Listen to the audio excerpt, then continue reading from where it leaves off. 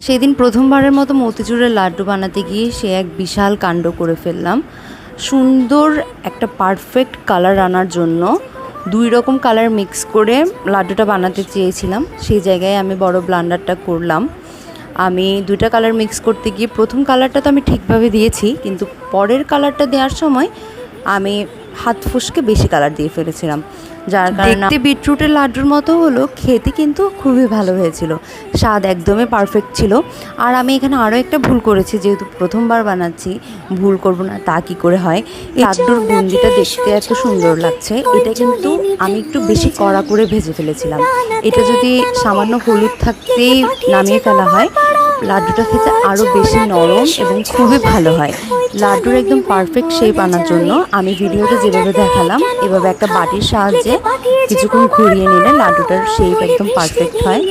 পরের বার আমি নিশ্চয়ই একদম পারফেক্ট লাড্ডুর রেসিপি নিয়ে আসবো। আজকের এই ভিডিওটা কেমন লাগলো জানাবেন। ভালো লাগলে লাইক, কমেন্ট, শেয়ার এবং ইউটিউব থেকে দেখলে সাবস্ক্রাইব করতে ভুলবেন না। ধন্যবাদ।